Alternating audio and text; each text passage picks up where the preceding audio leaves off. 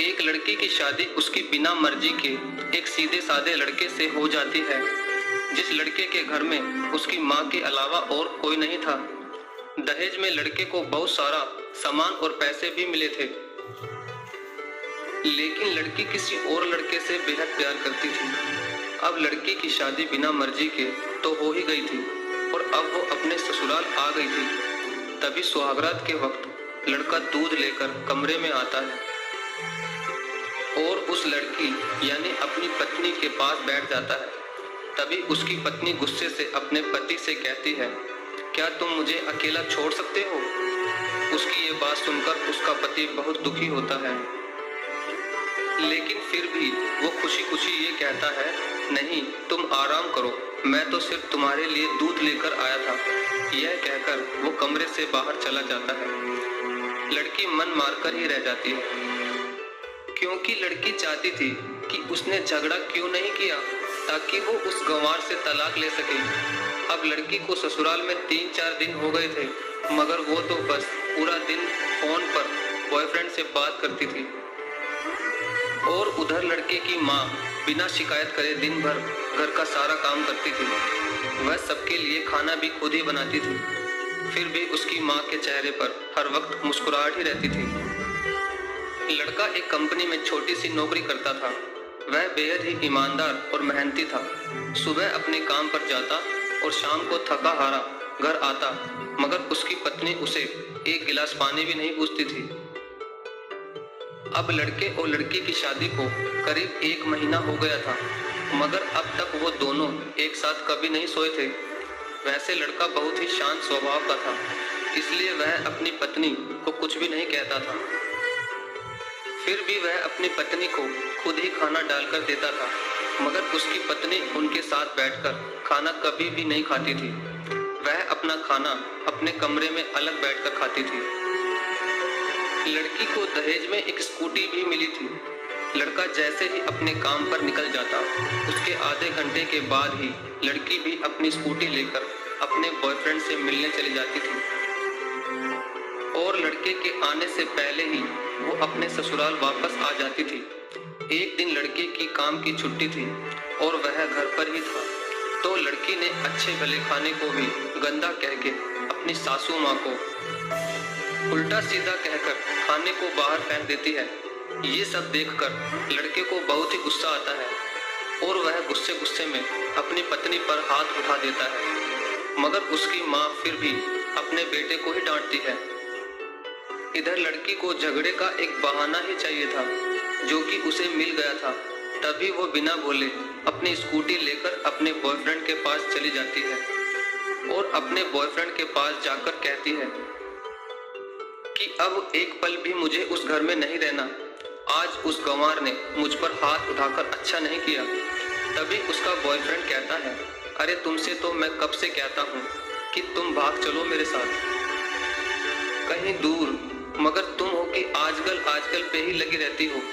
तब लड़की कहती है कि शादी के दिन मैं तुम्हारे पास आई थी तो तुम ही ने तो वापस घर लौटाया था मुझे। बॉयफ्रेंड ने कहा, खाली हाथ हम दोनों कहाँ तक भागेंगे, तुम ही बोलो। मैंने तुमसे कहा था कि कुछ पैसे और गहने साथ ले लो और तुम हो कि खाली हाथ ही मेरे पास आ गई थी। आखिर दूर एक नई जगह में जिंदगी की शुरुआत करने के लिए पैसे तो चाहिए ना।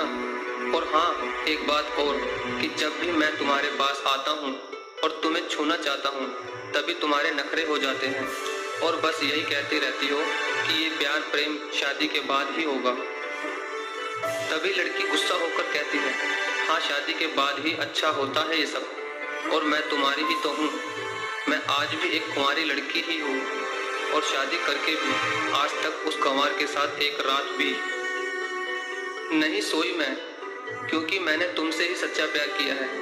और अब मैं चाहती हूँ कि तुम मुझसे शादी करके मेरी मांग में अपने हाथ से सिंदूर भर दो, फिर मैं पूरी ही तुम्हारी हो जाऊंगी और फिर तुम मुझे अपनी मर्जी से दिन रात प्यार कर सकते हो। तब उसका बॉयफ्रेंड कहता है, तो ठीक है, मैं तुमसे शादी कर लूँगा, मगर तुम कम से कम 5 लाख रुपयों का कल शाम तक इंतजाम कर लेना। मैं तुम्हें एक होटल का पता दे रहा हूँ तुम उस होटल में रात को 10 बजे तक पहुंच जाना। लड़की कहती है, उस गंवार के पास कहाँ होगा पैसा, बल्कि मेरे पापा ने उसे दहेज में 3 लाख रुपए और मुझे कुछ सोने के गहने दिए थे। गहने तो मेरे पास हैं, मगर सारे पैसे उस गंवार ने अलमारी में लॉक कर रखे हैं। मगर मैं जैसे तैसे उस अलमारी की चाबी लेकर सारे पैसे निकाल कर तुम्हारे पास हमेशा हमेशा के लिए आ जाऊंगी। ये कहकर वो लड़की अपने ससुराल पहुंचती है। लड़की ससुराल पहुंचकर अपने पति और सास से लड़ाई करती है और वो उन पर खूब चिल्लाती है, मगर अफसोस वह अकेली ही चिल्लाती रहती है। उसका पति और उसकी सास बिल्कुल शांत रहते हैं।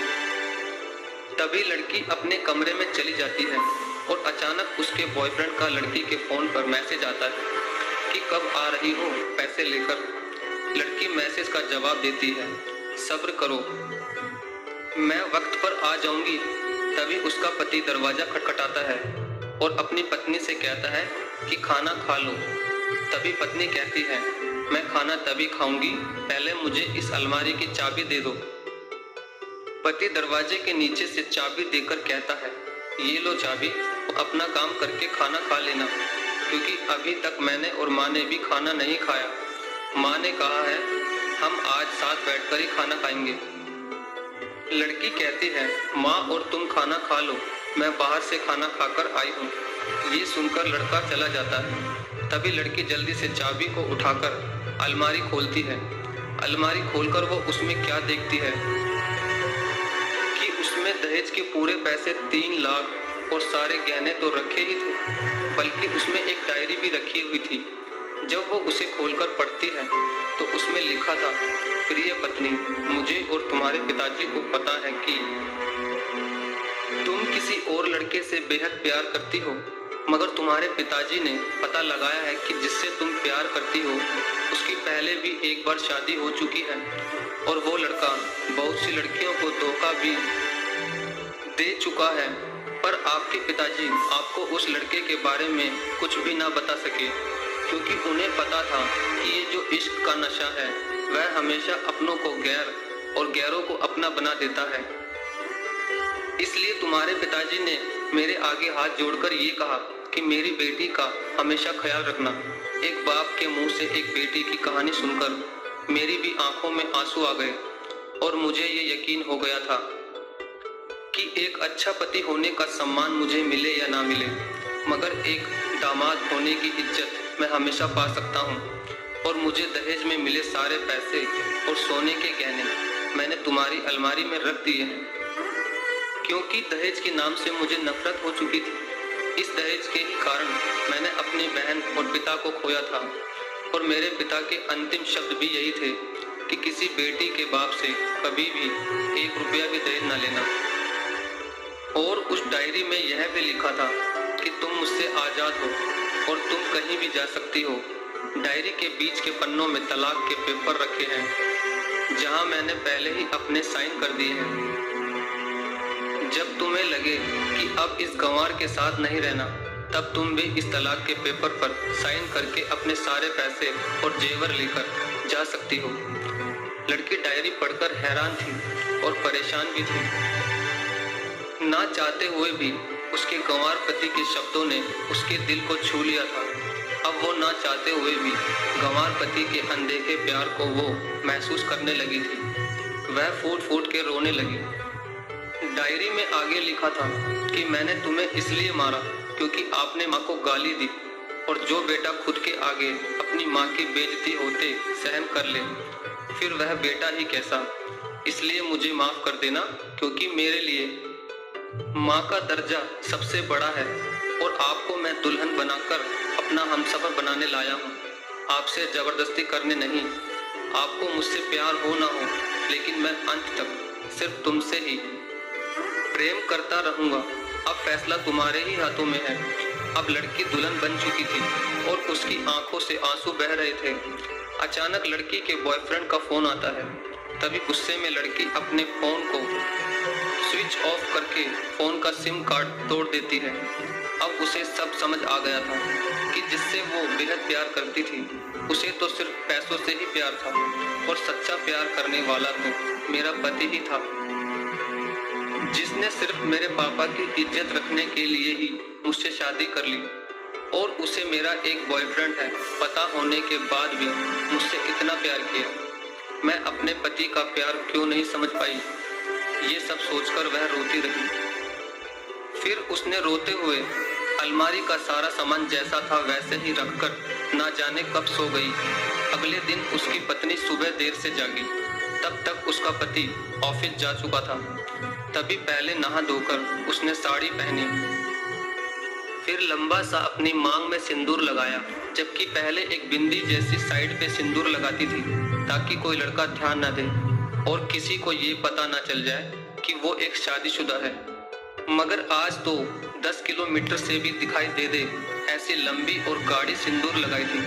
फिर उसने अपना मंगलसूत्र पहना और किचन में जाकर सासू माँ को जबरदस्ती कमरे में आराम करने भेज देती है और खुद अकेली ही सबका खाना बनाती है। पहले सासू माँ को खाना खिलाती है और फिर अपने पति को फोन करके उसके ऑफिस का पता पूछती है। उसका पति उसको ऑफिस का पता देते हुए सोचता है कि कहीं उसकी पत्नी ने तलाक देने का फैसला तो नहीं कर लिया, मगर उसे कहाँ पता था कि वो अब सुधर गई है और उसे ही अपना पति मान चुकी है। इतने में ही उसकी पत्नी स्कूटी लेकर उसके ऑफिस खाना लेकर पहुंच जाती है। पत्नी को देखकर पति हैरान हो जाता है। तभी वो अपनी पत्नी से पूछता है, सब ठीक है ना, माँ ने तुमसे कुछ कह तो नहीं दिया? उसका पति सवाल पर सवाल पूछे जा रहा था। तभी अचानक पत्नी सबके सामने अपने पति के सीने से लिपट जाती है और उसे कहती है कि सब ठीक है, मगर मुझे तुमसे कुछ कहना है। पति कहता है, हाँ कहो। तब पत्नी सबके सामने कहती है, आई लव यू मेरे प्यारे पति, I love you for ever. ये सुनकर ऑफिस के सभी लोग हैरान होकर खड़े हो जाते हैं और जोर जोर से तालियां बजाने लगते हैं। तब पत्नी सबके सामने अपने पति का हाथ पकड़ के कहती है कि अब 1 महीने तक मेरे पति देव ऑफिस में दिखाई नहीं देंगे। ऑफिस के सभी लोग पूछते हैं क्यों? तब लड़के की पत्नी कहती है, क्योंकि हम दोनों लंबी छुट्टी पर जा रहे हैं। पति पत्नी से कहता है, तुम्हें क्या हो गया? तभी पत्नी पति से कहती है, मुझे तुमसे सच्चा प्यार हो गया है। ये कहकर वो उसके सीने से दोबारा इस तरह लिपट जाती है जहां से वो अपने गंवार पति से कभी भी जुदा ना हो पाए। तभी उसका पति भी बहुत खुश हो जाता है और फिर वो दोनों अपने घर चले जाते हैं और खुशी खुशी अपना जीवन बिताते हैं और हमेशा खुश रहते हैं। तो दोस्तों, प्यार हमेशा उससे करना चाहिए जो आपसे प्यार करता हो और साथ ही आपकी और आपके परिवार की इज्जत भी करता हो। पैसों से प्यार करने वाला इंसान कभी आपसे प्यार नहीं कर सकता। दोस्तों आपको ये कहानी कैसी लगी? अगर अच्छी लगी हो तो प्लीज़ वीडियो को लाइक और शेयर जरूर करें। धन्यवाद।